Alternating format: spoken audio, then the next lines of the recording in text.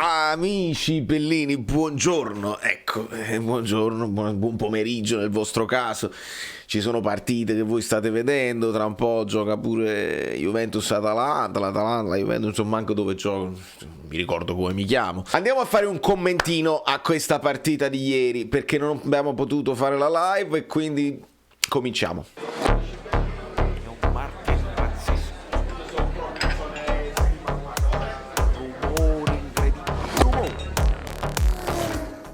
Allora, amici miei, si è bloccato, mi pare Giuseppe Amato, già lo avevo ringraziato, oppure no, non lo so nemmeno più.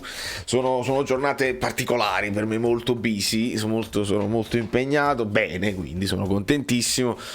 Tanta musica, tanti impegni e anche tante cose da dire. Questo è uno di quei video dove voi il like lo lasciate preventivo, perché poi le notifiche del canale Telegram, io non posso, io sono privo di aprire un video che arrivano le notifiche. Iscrivetevi al canale Telegram. Questo è un video rischioso, perché rischio di andare a braccio e di perdermi nel discorso, e poi ti capisci solo tu, pagliaccio, perché ci avrei tantissime cose da dire, tantissime. Allora veramente mi voglio fare aiutare dal campo, perché guardando il campo noi ci facciamo delle domande che sono quelle che non fanno a Spalletti, perché io vorrei fare come al solito il doppio video, parole di Spalletti, intervista, no, tutto il post partita, e poi fare un video solamente di campo, di analisi, dove si poteva fare meglio, dove si poteva fare peggio, dove si è giocata la partita. Però se continuano a chiedergli le chance di scudetto, se avete confermato che siete da scudetto e volete lo scudetto, e Spalletti la risposta: volete per forza usarmi per fare i titoli, perché se dice sì, Spalletti ha detto che gioca per lo scudetto e poi non arriva lo scudetto, l'obiettivo fallito. Così non si fa né giornalismo interessante, non si può fare analisi. Basta a chiedere ancora, ma Osimhen le potenzialità, l'abbiamo capito, è un bravissimo attaccante molto giovane che ha le enormi potenzialità, le deve esprimere con qualche difetto. Basta fare sempre le solite domande e basta. Di conseguenza io non posso sapere se Spalletti gli ultimi 3 cambi li ha fatti per caso, sono casuali, c'era un'idea, volevi farli prima e poi ci hai pensato su per un pericolo infortuni, hai cercato così, perché poi abbiamo sentito anche di risentimento per Lobotka. Allora tu qua possiamo pure ragionare sul cambio Fabian Anghissà, perché se tu hai deciso, ed è giusto, l'idea di Spalletti era anche giusta, tu avevi detto non la possiamo mettere su un piano di fisicità perché sennò ci sovrastano, non siamo abituati a fare questo gioco, eccetera eccetera. Quindi tu confermi Mario Rui qua, ok, e confermi anche Lobotka qua, invece di metterci magari un Juan Jesus più fisico, più strutturato a sinistra e un Anghissà più strutturato, perché hai pensato evidentemente: se me la gioco sul fisico comunque rischio di subirli, ed ha funzionato e noi gli possiamo dire di no, perché nel primo tempo il Napoli ha fatto un grandioso primo tempo, avendo il pallino del gioco, sfruttando la possibilità di fare palleggio eccetera eccetera, e con la qualità in avanti di Mario Rui, che però lo soffre Dumfries e l'ha sofferto anche nel primo tempo. Nell'analisi poi della partita dobbiamo essere onesti, perché se noi guardiamo gli XG, e ve li faccio vedere subito, il Napoli ha i punti, ma tranquillamente la partita la meritava di vincere, perché contiamo insieme il tiro di Di Lorenzo fuori, che poi è nell'occasione del rigore su Osimhen, nettissimo, che perdiamo tempo a fare, a guardarlo e ad analizzarlo. Un cross di Zielinski arriva così, dopodiché c'è il gol di Insigne sul rigore, ovviamente 116esimo gol, Zielinski il palo, aggiungiamocelo, Osimhen sull'esterno della rete, altra occasione dove c'era stato uno scambio sulla destra con Di Lorenzo eccetera eccetera, la bicicletta di Insigne che morto ricordava la mia bicicletta fatta perché sono andata a giocare a pallone, altro tiro di Osimhen deviato, molto mobile Osimhen, è molto attivo, dopodiché c'è quel colpo di testa di Dzeko parato dove lui non salta nemmeno e la mette centrale, e un'occasione per Dumfries fuori. Il secondo tempo, ragazzi, io ci ho scritto semplicemente Dzeko gol, non lo so se lo vedete, Dzeko gol, Osi parato e Elmas parato, perché non è successo altro. Dobbiamo poi aggiungere a livello di Ospina, cioè nel senso che Ospina si prende una sorta di senza voto oggi perché non ha dovuto fare nessuna parata, mentre di Handanovic le parate ce le ricordiamo. Quello di Elmas, se vogliamo, è un'occasione che poi probabilmente sarebbe stata annullata, perché se c'è il tocco di Osi Elmas diventa in fuorigioco attivo e quindi lì potrebbe essere un problema. Però ci sono le varie occasioni di Osimhen, il palo eccetera eccetera, e Handanovic sta là.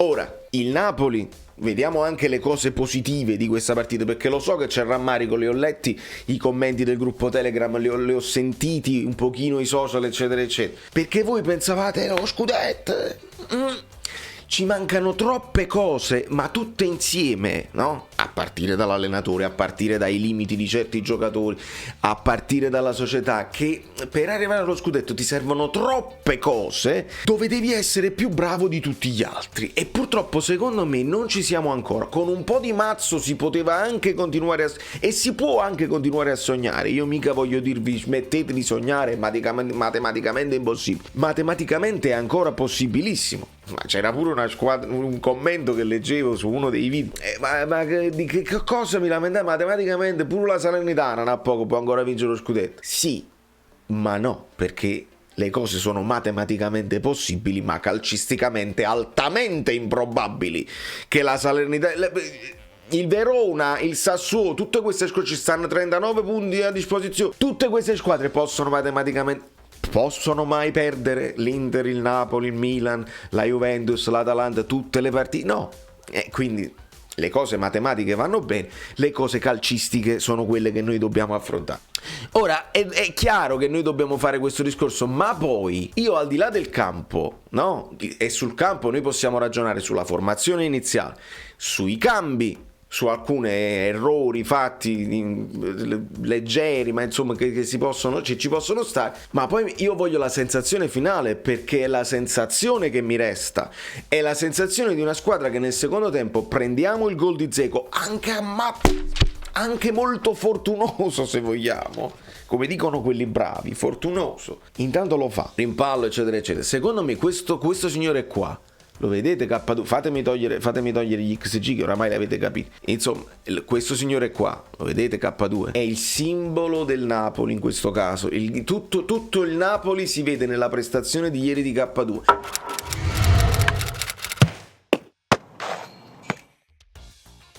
Ha fatto delle cose bellissime, le solite sue scivolate, quelle prepotenti pulite, che tocca solo il pallone, si rialza e se ne esce eccetera eccetera, ma ha fatto anche degli errorucci gravi, un po' di distrazione, un po' di stanchezza, un po' di tutto.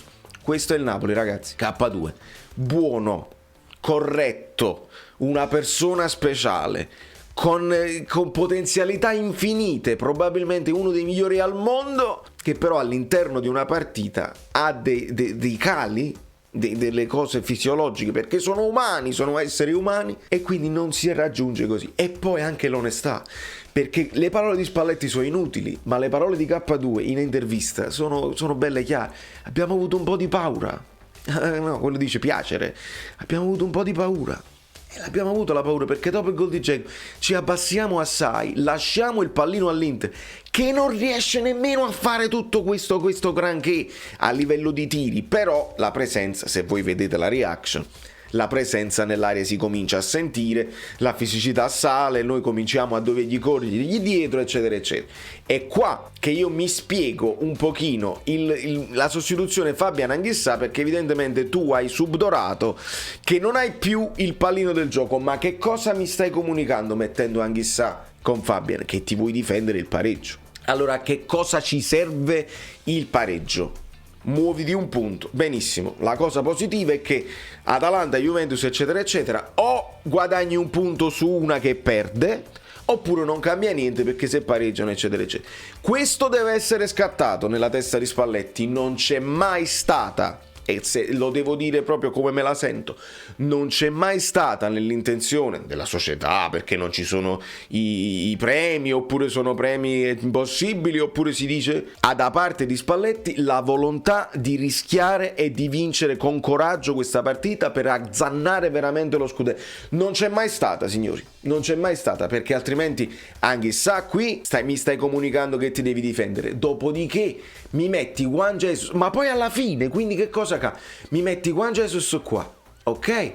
E quindi passiamo a 5 in difesa, va benissimo. Vuoi fare qualche pallata? Non resta Osimhen. Ci puoi mettere un Petagna. Se tu mi metti Mertens per 5 minuti qua insieme ad un ass, mi hai messo Elmas, va bene, ma la stessa sostituzione di Elmas nel primo tempo, un ass ce l'hai. Se vuoi dare da fare veramente fastidio all'Inter così, nel primo tempo tu mi devi mettere un ass al posto di Politano. C'è molta sfortuna perché tu ti devi bruciare subito un campo. Però Elmas, che io adoro e che è un giocatore che ci ritroveremo se lo lasciate fare, se lo lasciate lavorare in pace, sulla fascia destra si vede che può fare un lavoro solamente di quantità, di rincorsa e non tanto di proposizione, perché non è a suo agio su quella zona lì. Si vede benissimo. Allora o ci metti un ass e allora decidi che veramente te la vuoi giocare come hai fatto nel primo tempo, oppure hai avuto un pochino il braccino, la paura poi di perdere, eccetera eccetera, il timone reverenziale rispetto all'Inter, che è una squadra fortissima, ragazzi, che deve perderlo solo lui lo scudetto, solo loro possono perdere lo scudetto. Nel frattempo il Milan si è messo davanti, ma abbiamo visto che l'Inter era anche contenta alla fine del pareggio. Vedete un poco se il Napoli deve essere rammaricato per il pareggio rispetto all'Inter. Questa è la situazione, voi bevete. E io spero di non avervi confuso ancora più le idee con questa analisi, con questo commento, perché è complicata da spiegare. Noi ci lamentiamo di Napoli-Verona, ci devono spiegare quel calcio di punizione non tirato alla fine. Siamo alla fine, la vuoi buttare una palla in avanti? Ma che cos'è? E lo stesso Spalletti fa quella faccia un po' sorpresa, eccetera eccetera. Allora, al di là di quello che ha comunicato Spalletti con i cambi, perché hai comunicato un po' di paura, un po' di rinuncia, signori, Mertens deve giocare insieme ad Osimhen, deve giocare qua insieme ad Osimhen se vuoi segnare, perché noi non segniamo più. E un altro gol l'abbiamo fatto sul rigore. Noi non segniamo, Insigne non segna, Politano anche quando stava in campo, ma comunque non segna. Elmas segna, ma se lo metti qua nella zona di Insigne oppure sotto punta, ma dall'altra parte è complicato. Lo stesso Osimhen ce l'ha messa tutta, purtroppo però non è un freddo, non è uno che, capito, una palla, un gol. Osimhen ne deve fare 5 e su 5 un gol la mette, eccetera eccetera. E ancora in recupero, non me la sto prendendo con Osimhen. Zielinski, tutto il talento di Zielinski, palo, ragazzi, un po' di sfortuna, non segniamo. Se tu poi mi togli Fabian, che è uno di quelli che la porta la vede, è come se veramente insieme alla sfortuna stai quasi decidendo che non vuoi segnare, perché Mertens deve giocare per forza. Allora le considerazioni che stiamo sfiorando negli ultimi video, com'è che Mertens viene messo così poco, com'è che un giocatore così in forma non viene sfruttato di più, perché possiamo anche pensare di cambiare modulo a questo punto e giocare a 2 punte serie con Osimhen e Mertens. Se tu Spalletti pensi che Mertens qua sotto punta ti toglie equilibrio, ed è un falso storico, perché Mertens rincorre anche gli avversari e può fare da raccordo tranquillamente. Mettiti a 2, inventati una cosa, Lobotka, Fabian, Anghissà e Zielinski dietro, gli esterni non stanno funzionando, c'è qualcosa da fare meglio, perché altrimenti noi andiamo così, vivacchiamo, ma quel salto di qualità non lo possiamo mai fare, perché va bene la difesa, ma se poi non segni fai tutti 0-0 al massimo, che quando la difesa proprio funziona benissimo. Non può essere.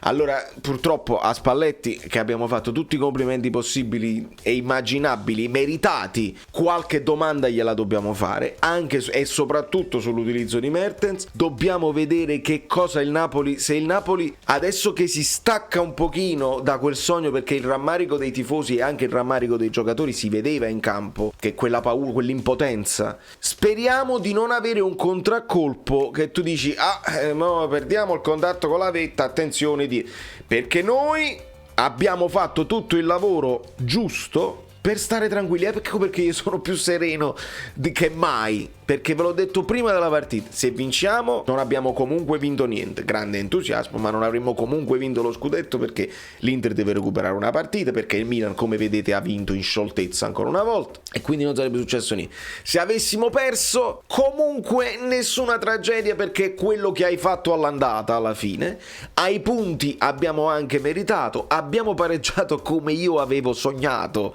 non perché di speranza, ma proprio di profezia, di notte. Un pareggio. Abbiamo fatto un punto in più rispetto al percorso che abbiamo fatto all'andata, e sono tutti punti che ti ritrovi, se non stecchi con le piccole, per arrivare in Champions in pompa magna, perché poi adesso la Juventus se la deve vedere con l'Atalanta. Se l'Atalanta reagisce, ci divertiamo e vediamo un mini campionato anche là. Se l'Atalanta crolla, le 4 che vanno avanti sono quelle, e non c'è problema, e vediamo a chi crolla prima. Però il Napoli deve dimostrarmi un pochino più di coraggio, perché altrimenti, se non tieni coraggio, non ti cocchi con le femmine belle da New York. Valerio Fluido non è proprio tutto, ci sono tantissime altre cose da dire, voi mi darete degli spunti nei commenti, ma tengo il che fare anche oggi, c'è il Super Bowl, benissimo, io devo comunque fare il che fare, e quindi piano piano poi dopo voi state tuned e vediamo quando andiamo live, eccetera eccetera. Ciao, sono Saveria Solida.